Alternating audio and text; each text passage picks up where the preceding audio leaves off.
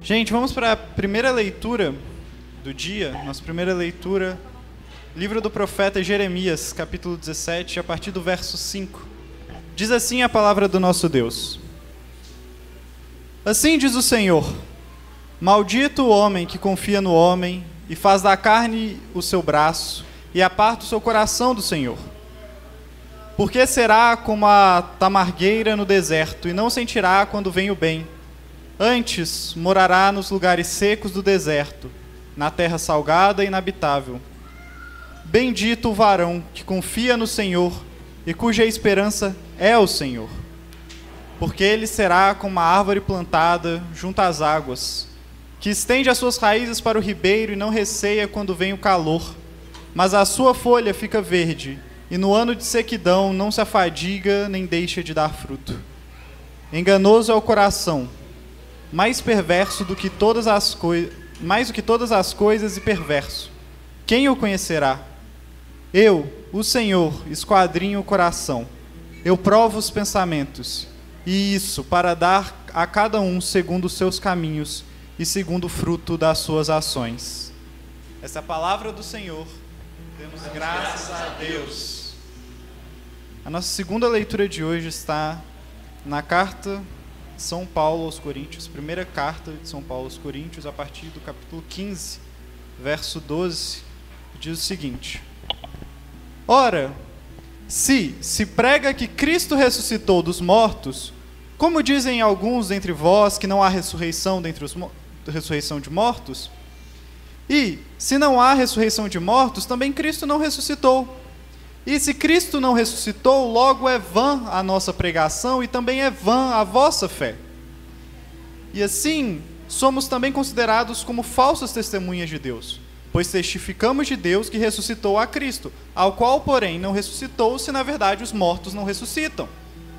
Porque, se os mortos não ressuscitam, também Cristo não ressuscitou. E se Cristo não ressuscitou, é vã a vossa fé, e ainda permanecei nos vossos pecados. E também os que dormiram em Cristo estão perdidos. Se esperamos em Cristo só nessa vida, somos os mais miseráveis de todos os homens. Mas, agora, Cristo ressuscitou dos mortos e foi feito as primícias dos que dormem. Essa palavra do Senhor. Demos graças a Deus. Nos coloquemos de pé em reverência à leitura do Evangelho do Senhor.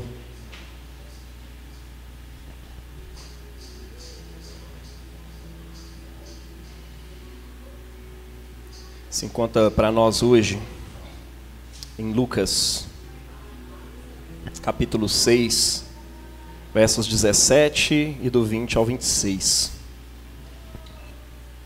Aleluia, aleluia, aleluia.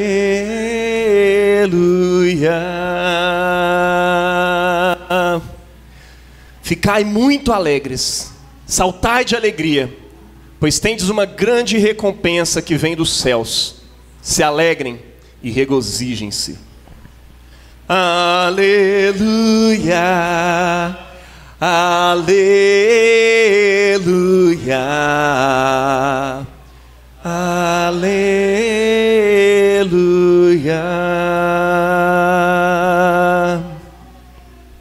Proclamação do Evangelho de nosso Senhor Jesus Cristo segundo São Lucas. Glória a vós, Senhor. Naquele tempo, Jesus desceu da montanha com os discípulos, parou num lugar plano. Ali estavam muitos dos seus discípulos e grande multidão de gente de toda a Judeia e de Jerusalém, do litoral de Tiro e da Sidônia. E levantando os olhos para os seus discípulos, disse: Bem-aventurados, boas novas para vocês, os pobres, porque vosso é o reino de Deus. Bem-aventurados vós que agora tendes fome, porque sereis saciados. Bem-aventurados vós que agora chorais, porque é a vez de rir. Bem-aventurados sereis quando os homens vos odiarem, vos expulsarem, vos insultarem e amaldiçoarem em vosso nome, por causa do Filho do Homem. Alegrai-vos nesse dia e exultai, pois será grande a vossa recompensa no céu. Porque era assim que os antepassados deles trataram os profetas. Mas ai de vós, os ricos, porque já tendes a vossa consolação. Ai de vós que agora tendes fartura, porque passareis fome.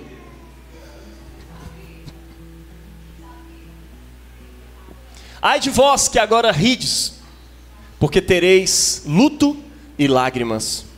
Ai de vós quando todos vos elogiarem. Assim era que os seus antepassados, que os antepassados deles tratavam os falsos profetas. Este é o Evangelho do Senhor. Louvado sejas, ó Cristo. Amém, meus irmãos. Podem se assentar.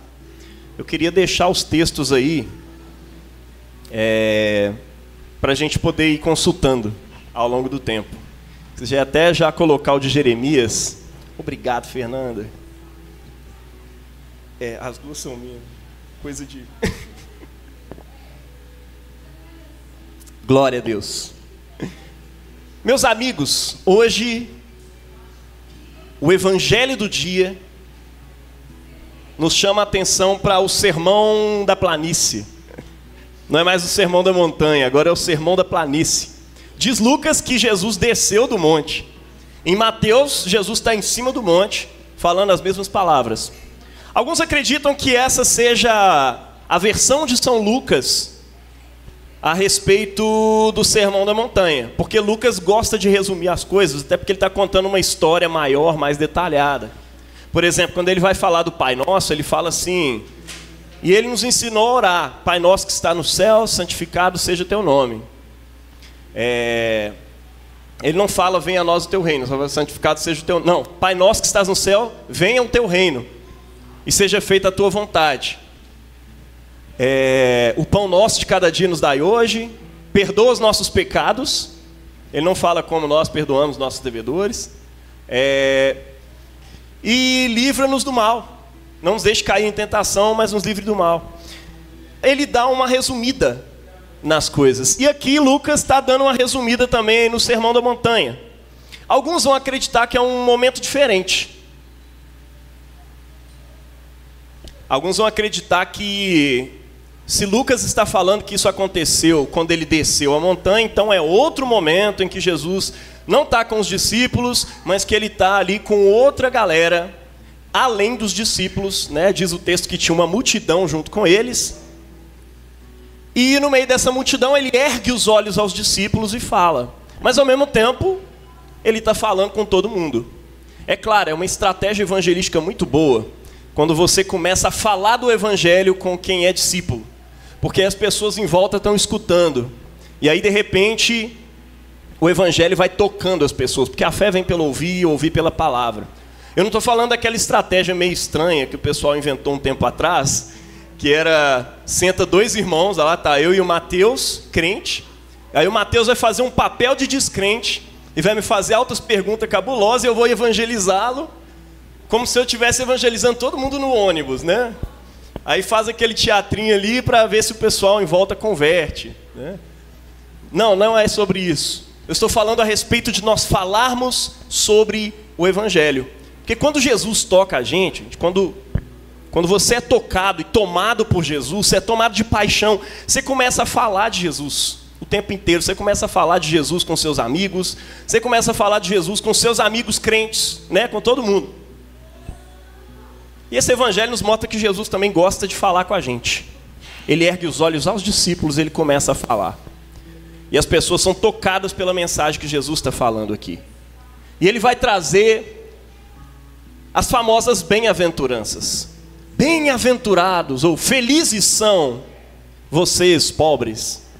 Engraçado que vem exatamente na semana em que um articulador cristão aí, das antigas, né, o Pax, Daniel Pax, falou sobre Jesus não te faz feliz. Ah, Jesus não te faz feliz. Você já nasceu. Quem viu esse vídeo por aí? Enfim, tá na internet aí. Fez questionamentos bastante interessantes à fé. Aparentemente ele está saindo da fé cristã ou adotando uma visão mais particular de um Deus mais dele mesmo. Mas é engraçado, exatamente na semana em que o evangelho é felizes são os pobres, felizes são os que passam fome e sede. Em Mateus vai dizer que ele tem fome e sede de justiça, né? E que os pobres é pobre de espírito. Enfim, Lucas está resumindo a coisa mesmo. Olha que doido isso. Felizes são vocês. O que significa essas boas novas de Jesus, afinal de contas? Muita gente não entende. Tem gente que acha que isso aqui são virtudes que Jesus está tentando ensinar para que as pessoas se tornem assim e assim elas alcancem aquilo que está dizendo. Então, bem-aventurados os pobres, porque vós é o reino de Deus. Não, para mim conquistar o reino de Deus, então eu tenho que ser pobre. Como eu posso ser pobre? E aí você vai lá e faz algum voto de pobreza para poder alcançar o reino. Bem-aventurados vós que agora tendes fome. Nossa, cara, eu estou muito saciado, agora eu vou começar a ficar com fome para que eu seja saciado ali pelo reino de Deus. Vós que agora chorais, nossa, eu não estou chorando, eu tenho que forçar aqui para me chorar, para me alcançar a bênção do rir no futuro. Não, gente, o texto não está falando a respeito disso. Jesus está aqui lançando de modo mais claro o centro da sua mensagem, o centro da mensagem de Jesus. O livro de Marcos diz que quando Jesus começou a pregar, ele dizia: arrependei-vos. Por quê? Tem um porquê. O centro da mensagem não é o arrependei-vos, o centro da mensagem é o que vem depois. Arrependei-vos, por quê? É chegado, está às portas, é isso que o grego diz, né? O reino de Deus. Que é o reino de Deus? Reino de Deus, resumindo assim, de modo bem resumido mesmo, é algo prometido já nos profetas. Um tempo em que o próprio Deus, Criador do céu e da terra, viria reinar sobre o mundo. E quando ele viesse reinar, o órfão e a viúva seriam então justiçados, porque eles eram injustiçados pelos juízes daquele tempo, porque não tinha dinheiro para subornar ou para pagar um bom advogado. Quando o reino vier, aí os profetas falavam pelos que não tinham voz. Os injustiçados vão receber justiça. Quando o reino vier, o estrangeiro vai ser bem recebido na terra. A justiça de Deus finalmente vai reinar. Justiça e paz se encontram, é isso que a gente estava cantando aqui hoje, né? E a alegria nasce. O apóstolo Paulo diz que o reino de Deus não é comida e nem bebida. Porque alguns transformam o reino de Deus em isso, e a mensagem do evangelho é isso. Tem muita gente resumindo a mensagem do evangelho olha, não pode beber, não pode fumar, não pode dançar. É mais ou menos o que o Pax falou lá, né? Pô, você não pode transar. Tudo que te faz feliz é pecado. Então você não pode beber, você não pode fumar, você não pode dançar, você não pode isso, você não pode aquilo. Mas o reino de Deus não tem nada a ver com isso. Para quem entende que o reino de Deus é uma lista de regras que você precisa seguir para poder então alcançar a glória do mundo vindouro, realmente a crítica que esse pastor não, né? Ele o personagem dele é o pastorzão, né? A crítica que ele faz muito sentido mesmo. Para quem entende que o reino de Deus é uma listinha de regras para você seguir, realmente é isso. Não faz nenhum sentido. Esse tipo de evangelho você sempre perde, afinal de contas, você não é santo. Jesus é santo. E aí você está sempre em pecado, você nunca está pronto para o reino de Deus, e você vive ali se martirizando, se culpando, e tentando ser o mais santo possível para que você possa então entrar e alcançar o reino de Deus. Eu acho que para essas pessoas, falta uma coisa acontecer. Você ainda precisa se decepcionar com você mesmo. Você que acha que o reino de Deus é sobre fazer um monte de coisa para então alcançar a glória do céu, ainda te falta ser decepcionado por Deus. Que Deus te decepcione com você mesmo. E Deus vai te levando, e C.S. Lewis fala isso, né? Parte de entender o evangelho é tentar viver pela lei. Porque aí quando você tenta e tem a experiência de viver pela lei, é diferente da teoria, né? Você é salvo pela graça e não pela lei. Você sabe disso aqui na cabecinha, mas no coração você age como alguém que não foi salvo pela graça. Você peca, e enquanto você não tem aquela contrição, aquele choro, aquele tipo de arrependimento, não, eu não sinto que eu estou perdoado ainda por Deus. E aí você vai vivendo ali a semana, aí passa algum tempo, você acha que o tempo fez Deus esquecer, ou de alguma forma, mentalmente você acha que não, mas no coração é como se fosse. Já passou um tempo assim, agora eu posso estar perdoado. Eu posso até me dar o luxo de pecar de novo, porque Deus já vai esquecer.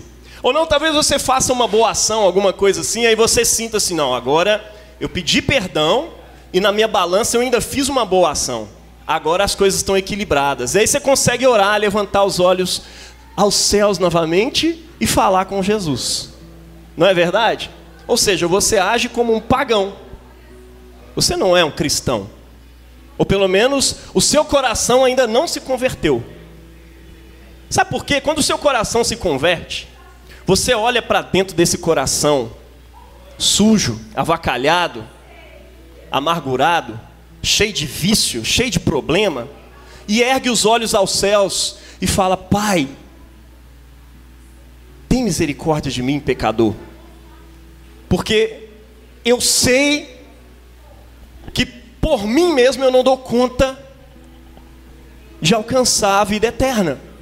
Por mim mesmo eu não dou conta de viver no reino prometido, quando o Senhor vier governar sobre todas as coisas. Eu não vou nem poder fazer parte dos justos, dos eleitos. Eu não dou conta. Eu careço da tua graça, e se não for a tua graça, ou seja, se não for a tua aceitação, a tua justificação sobre mim, eu estou perdido. O evangelho é sobre isso. É entender que você é um perdido, uma perdida, que carece da bússola da luz de Deus. É um perdido que foi agraciado com o convite do próprio Deus, que se faz homem, para que você entre para dentro de uma coisa chamada reino de Deus. O que é esse reino de Deus? É um novo céu e uma nova terra prometidos, onde lá em Isaías diz que o leão vai comer palha com o boi, a vaca e a ursa pastarão juntas, um não vai destruir o outro, o mundo vai se encontrar justiça e paz, se beijam. Olha que legal isso. A justiça e a paz vão se beijar.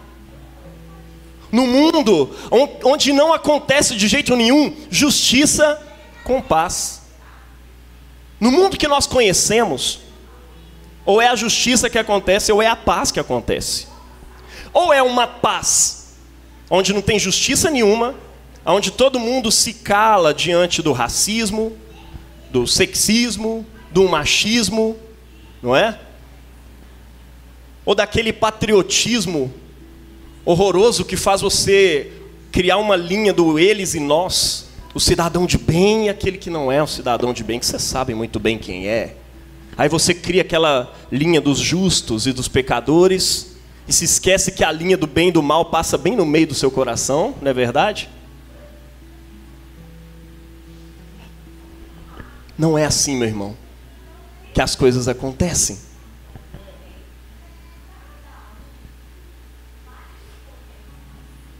A gente costuma criar essas coisas dentro do nosso coração e criar esperança nelas.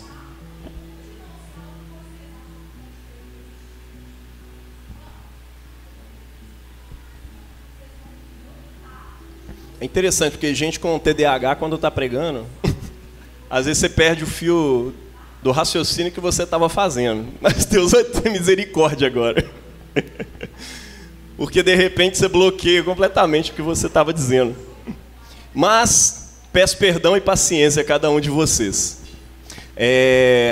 Meus amigos, o reino de Deus é sobre você entender que você foi brindado pelo Filho de Deus para fazer parte desse reino, onde justiça e a paz se encontram. Ah, lembrei, agora eu lembrei. A gente estava falando de justiça e paz. Aí você vive naquele mundo em que a paz está acontecendo, está todo mundo em paz, entre aspas. Ninguém briga com ninguém, não resolve nada. Ou é isso, onde a sujeira da sociedade, da sua vida particular, é varrida para debaixo do tapete, para que se tenha paz, uma suposta paz. A outra possibilidade é que a justiça seja feita. Mas aí quando a justiça é feita, é uma justiça sangrenta e a paz se vai e se acaba. É o proletariado que foi oprimido a vida inteira, escravizado, praticamente escravizado. Alguns recebiam lá uma merreca de um salário, era o lumpen proletariado. Não aguentava, não tinha a que recorrer, porque tinha filhos para sustentar. E se eu não trabalhar por essa merreca, eu não vou ter nada. Mas de repente ele chega no poder, e quando ele chega no poder, a primeira coisa que ele faz é matar todos os ricos. Isso já aconteceu em alguns lugares. Mataram um rei, cara, o czar, né, lá na Rússia. Aí foram exterminando a família toda. Tem até uma história interessante aí dessa saga que aconteceu. É a justiça acontecendo. Já viu quando a polícia quer fazer justiça? No Rio de Janeiro, às vezes aqui em BH também.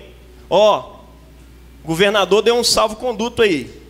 Se a pessoa tiver com arma na mão, pode atirar.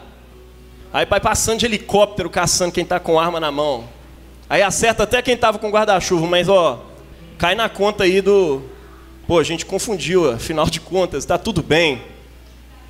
Foi só mais um favelado ali que morreu, tá de boa. Foi mal aí, família. Deus abençoe vocês. Ele morreu por causa da justiça, né? E assim se segue, fazendo um monte de justiça, e a paz acabou. Ou é paz para um e para outro, mas para uns terceiros ali não tem paz nenhuma. Meus irmãos, o reino prometido no Velho Testamento, o reino do qual Jeremias fala, o reino do qual Isaías fala, é um reino em que o próprio Deus vem governar. E quando Ele governa, Ele traz valores que são sumamente superiores àquilo que a gente vive aqui. E é claro, o mundo só vai funcionar a partir desses valores. Isso significa que esse agora, esta era em que nós vivemos, de acordo com a mensagem do reino de Deus,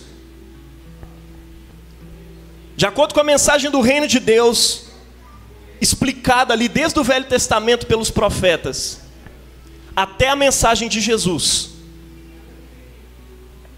é que os valores do reino de Deus vão permear os corações. E aí nós vamos viver uma coisa chamada, por exemplo, perdão. Outra coisa que não existe em nenhum outro lugar, misericórdia. Já viu a galera ali do movimento negro mais radical falar nesse assunto aí de perdoar? Vamos perdoar os brancos? Que não tem perdão, vai morrer tudo. As mulheres lá, mais cabulosa lá do feminismo, você já viu falar de perdão para os machos? Não, olha, para essa turma aí não tem perdão não. E realmente, você alcançou parte do evangelho, não tem perdão mesmo. Não tem merecimento, não tem desculpa. O que vários homens fazem por aí, e o que nós aprendemos a ser socialmente com as mulheres. O que você aprende, a forma como você aprende a ver o negro, socialmente, na sua família, na rua, é injustiça pura. Mas só tem uma coisa que pode funcionar para salvar isso aí, meu irmão. Ou é um banho de sangue, e aí a gente desconta todos os pecados de todo mundo, e no final das contas todo mundo se extermina, porque nós, seres humanos, somos ruins pra caramba.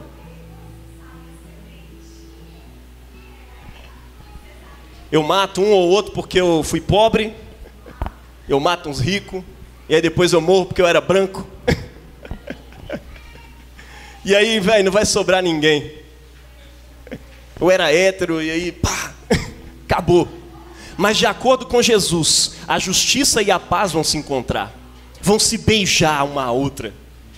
As pessoas vão poder se abraçar e dizer: a guerra acabou. Um judeu e um palestino se abraçando e se beijando.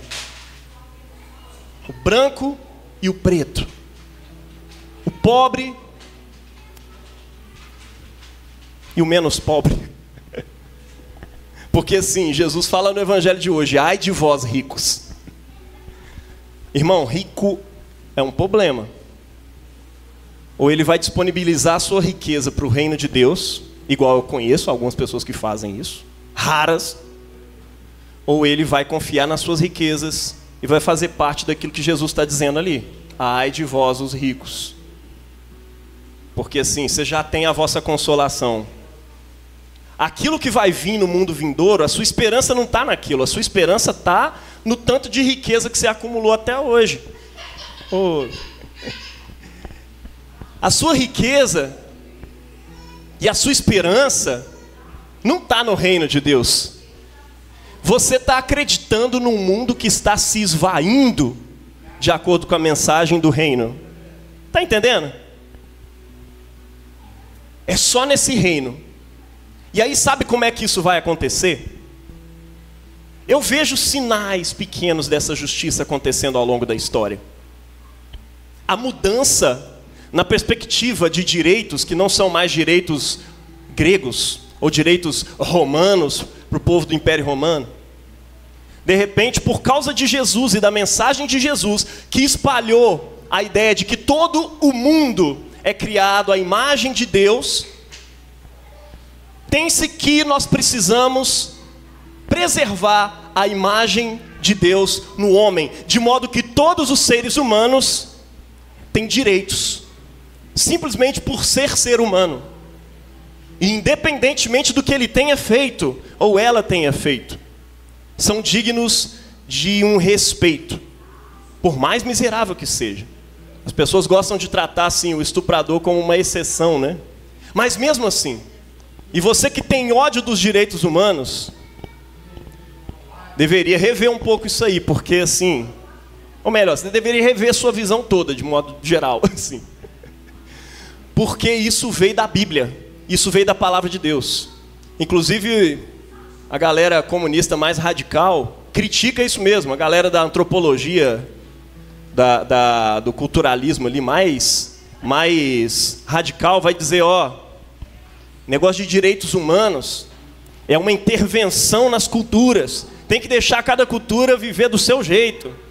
Se um quer matar o outro porque era gêmeo que nasceu, ou porque nasceu deficiente, não pode se intervir.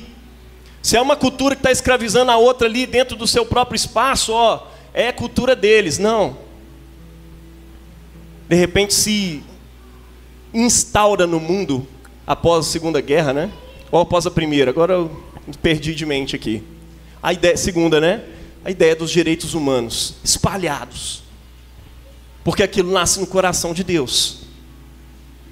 Eu vejo algumas coisas acontecendo, como lá para o final do Apartheid, quando o bispo Desmond Tutu, né, junto com Nelson Mandela, que também era um cristão, igreja metodista, Desmond Tutu da igreja anglicana, promovendo um tribunal da verdade, aonde as pessoas que exploraram, que estupraram e que fizeram atrocidades durante o Apartheid, eles tinham que ir lá e falar. o que fizeram. Olha, eu fiz isso, isso, isso, isso, isso. E aí depois eles tomavam um tiro na cabeça. Não. Eles eram perdoados para que eles pudessem andar em paz de novo. E para que o mundo pudesse se equilibrar e restaurar a justiça e a paz. Veja, isso nasce somente no coração de Deus. Isso não veio de nenhuma teoria humana, de uma teoria política. Isso nasce de Deus. São micro coisas que vão acontecendo. E aí você vai percebendo. Foi Jesus lá no tempo antigo que valorizou a criança, que não era valorizada. Crianças, quando não desejadas, eram largadas na floresta para os lobos pegarem. No Império Romano, a forma dos cristãos se diferenciarem dos pagãos, eles escreviam isso: nós cristãos não abandonamos os nossos filhos. Pelo contrário, a gente pega os filhos abandonados dos pagãos, né, que foram deixados lá para os lobos, e a gente traz para poder cuidar deles e andar com eles. Nós não repudiamos nossas mulheres. A gente assume as nossas responsabilidades, a nossa paternidade. Nós, mulheres, estamos ali assumindo a nossa família, a nossa casa, o nosso trabalho. E já se começa ali falando a respeito de liberdade. O apóstolo Paulo chega a dizer: olha, a mulher viúva e solteira é livre para casar com quem quiser. Gente, isso era um absurdo de um escândalo no tempo antigo do Império Romano, onde se dizia que a mulher era propriedade do pai ou do marido. Ela não podia fazer suas escolhas. Mas o apóstolo Paulo está falando através da Bíblia aqui, porque ele entende que é chegado o reino de Deus. E agora nós, como igreja, vivemos a partir de valores que são diferentes dos valores desse mundo. Você está entendendo? Talvez você esteja pensando assim: olha, então de certa forma o progressismo é uma vertente cristã. Olha,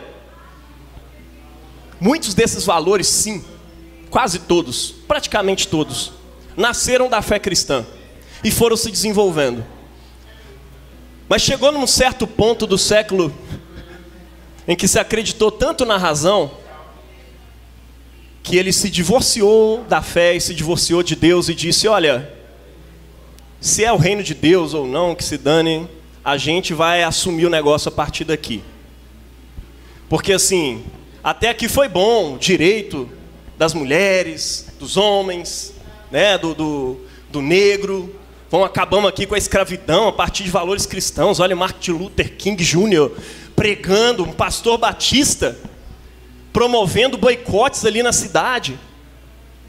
E aí de repente se divorcia de Deus e vai seguir a sua própria vertente. E aí nós temos hoje movimentos que causam mais divisão do que a possibilidade da harmonia que vem do reino de Deus. E eu acho que você sabe do que eu estou dizendo. É uma visão crítica cristã em cima de todos esses valores. Uai, Jaime, então o que a gente tem que ser? É progressista ou é conservador? Irmão, não sei. John Stott chega a dizer que isso depende muito, inclusive, da sua personalidade. Tem gente que tem uma personalidade X, que provavelmente vai ser um conservador. O outro tem uma personalidade Y, provavelmente vai ser progressista. Para mim não importa aquilo que você tem mais tendência, se são os valores sociais ou se são os valores morais. Por mim, sinceramente, que se dane.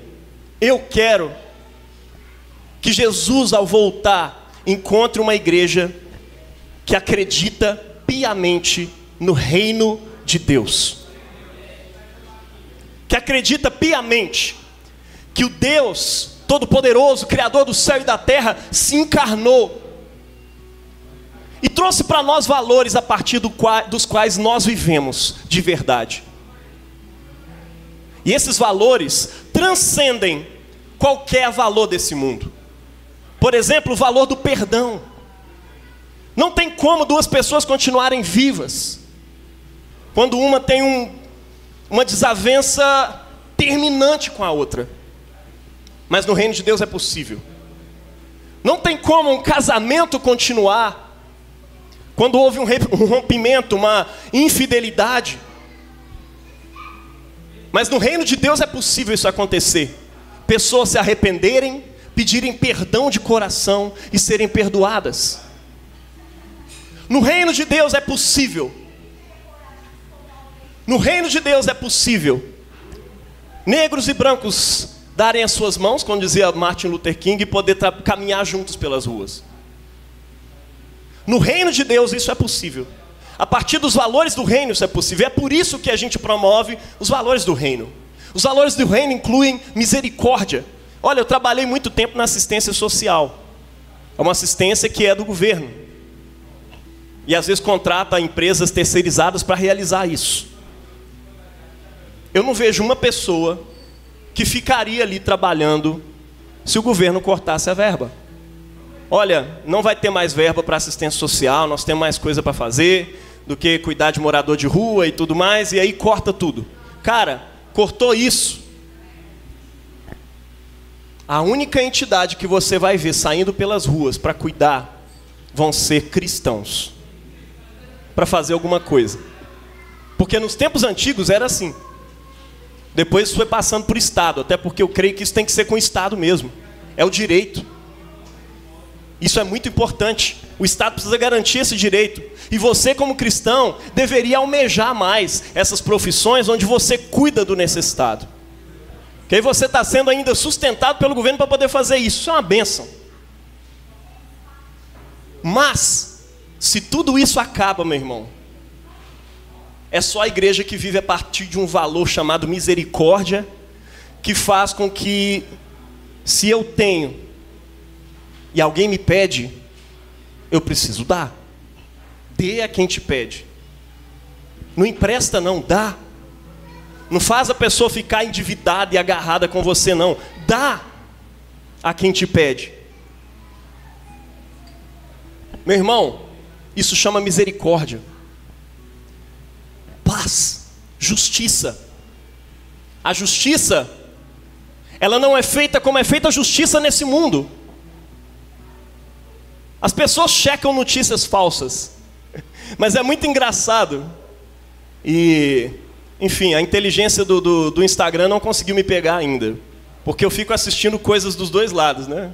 Coisas de direita, de esquerda, conservador, liberal, aí fica ali aquela coisa toda, né? E aí vai me mandando tudo, de tudo. E aí eu fico observando, por exemplo, empresas que fazem o check news, não sei, enfim, que investiga as fake news, né? Aí os mais progressistas só investigam fake news de direita. Aí quando sai uma de esquerda, ele dá uma passada de pano, deixa pra lá ou nem comenta. E o outro lado é a mesma coisa. Aí você fica assim, gente, a justiça é só para os meus, a justiça é só para aquilo que, para a agenda que eu estou defendendo. Aí eu faço acontecer. Mas se alguém que é inimigo foi injustiçado, eu ainda não vi nenhum dos dois lados fazer esse tipo de coisa. Olha, não é meu lado, mas fulano foi injustiçado, isso aqui é inaceitável. Você já viu alguém fazer isso? Já viu alguém de direita e falou, realmente não teve provas aí do roubo lá do Lula, e você não viu. Várias acusações falsas foram feitas com Bolsonaro. Eu acho que não precisava de acusação falsa, tinha coisas mais explícitas para poder acusar. Mas o pessoal jogou um monte de acusação falsa. Já viu algum cristão ali, alguém de esquerda, dizendo, olha, é inimigo, mas assim, isso aqui não foi verdade não, foi alvo de... Não foi, ninguém faz isso não. Por quê? A justiça do reino de Deus, ela independe do lado. O cristão não faz justiça só para si. O cristão não faz justiça só para os seus. Inclusive um recado para você que gosta de se envolver com política. Ser um político cristão não é promover igreja, beneficiar a igreja e projetos de igreja e mais o que de igreja. Tem gente que acha que é isso, né? Não, eu vou ali para me poder favorecer a igreja, porque tem tanta coisa aí acontecendo. Eu vou ensinar esses pastores a fazer os projetos, vou mandar lá os editais certinho, com tudo já pronto para eles assinar, e aí só mandar e a gente vai beneficiando aí. e favorecendo a igreja. Não é sobre isso, não é sobre defender bancada evangélica, e muito menos, e é com muito temor que eu falo isso, muito menos enfiar valores cristãos goela abaixo da sociedade. C.S. Lewis, no seu tempo, um desses caras que estão aí, eu acho que é o último ali, a Inglaterra estava discutindo sobre se iria haver divórcio legal na Inglaterra, porque não era aceito o divórcio. Divórcio não era uma política pública e tal, mas eu sabia que tinha muita gente que precisava divorciar, e tinha um monte de coisa ali que impedia, tinha questões judiciais e mais um monte de coisa. E aí os cristãos batendo de frente, querendo enfiar os valores cristãos na sociedade. Você deve divorciar? Não. Para o cristão isso é a última da última opção, depois que você já tentou de tudo. E claro, se estiver havendo violência no seu casamento, meu irmão, denuncia para a polícia, fala com seus irmãos, com suas irmãs, não deixa isso acontecer não. Porque quem bate também está adulterando e você devia ter separado já. E esse irmão deveria ter sido exposto aí. Mas esse tipo de violência não estou dizendo que não tem perdão não, existe perdão. Mas você não tem que continuar junto se submetendo a esse tipo de coisa por causa do reino de Deus, não. O reino de Deus é de justiça também. Não é só de apaziguamento passivo, não. Tá bom? Mas olha só. Um monte de gente vivendo, varrendo essas sujeiras aí para debaixo do tapete, né? Aí, aconteceu de novo. Ah, certo. Meus amigos, a chegada do reino de Deus, Jesus disse que ela estava próxima. Estava às portas. E agora, há uma boa notícia para aqueles que são pobres. Quem são os pobres ali? Os discípulos. Porque eles não têm no mundo riquezas. Eles acreditam mesmo que esse mundo está passando. Por isso que o texto de Jeremias hoje fala bem-aventurado. Todos os textos hoje começam com bem-aventurado. Bem-aventurado aquele que confia no Senhor. E maldito é o homem que confia no homem. Jaime, por que eu não devo ser progressista ou conservador? Porque você está confiando em agendas humanas. E maldito o homem que coloca no homem a sua confiança. Tem alguns cristãos colocando a segurança da sua vida na arma, porque ele acredita piamente que se ele conseguir passar no Congresso, o porte livre de armas nas ruas, nós vamos ser mais seguros. E aí eu vou poder respirar com segurança, porque eu vou ter um APT aqui no... Rapaz, você não sabe o banho de sangue que você está promovendo. Não. Eu sei que as coisas invocam a gente. Mas olha, a nossa justiça não está aí. A nossa confiança está em Yahvé. A nossa confiança está no Senhor, o Criador do céu e da terra. Bem-aventurado, bem feliz. E é tão bem-aventurado, mas tão bem-aventurado aquele que confia no Senhor, que aquele que confia no ser humano, nas provisões deste mundo que está passando, dando lugar a uma nova criação que vem com o reino de Deus, que o outro lado é maldito. Maldito o homem que confia no homem, que confia em si mesmo, que confia na força do exército, das armas. O homem que confia nas suas políticas. Maldito o homem que confia no homem.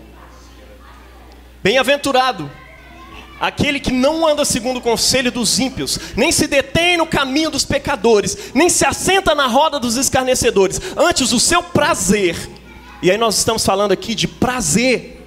O reino de Deus é sobre ter prazer em Cristo. Não é sobre Jesus te fazer feliz ao fazer você ganhar um sorvete quando chegar em casa. Não é sobre Jesus te fazer feliz passando na prova do Enem, ou te dando a oportunidade de comprar um computador novo. não é sobre Jesus te dar alguma coisa para te fazer feliz. É sobre você ter prazer e felicidade na lei do Senhor. E nessa lei meditar de dia e de noite. Você está entendendo? A alegria que Jesus te dá é a alegria de ver o reino de Deus se instaurando nessa terra. E quando é que ele se instaurou? Quando Jesus venceu a morte. É por isso que a segunda leitura de hoje, lá em 1 Coríntios 15, está dizendo isso. Olha, gente, se não há ressurreição, você coloca aí. Se a esperança que a gente tem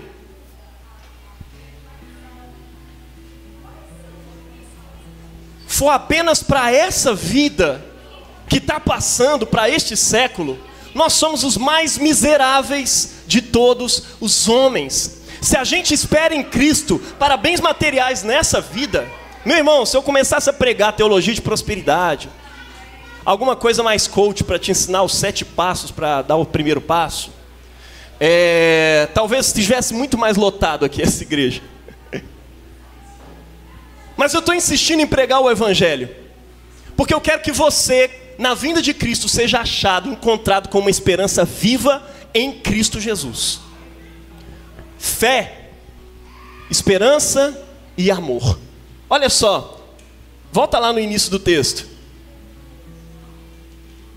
Ora, se prega que Cristo ressuscitou dos mortos, como alguns dentre vós, dizendo que não há ressurreição,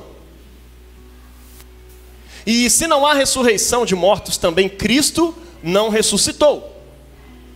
E se Cristo não ressuscitou, veja, tem uma lógica. Se Cristo não ressuscitou, logo é vã a nossa pregação, e também é vã a vossa fé, porque a fé cristã, ela está completamente interligada com a ressurreição. Eu sei que muitos cristãos hoje têm insistido em desligar o lance da ressurreição, e dizer que é uma ressurreição moral, que é uma ressurreição assim, nos corações.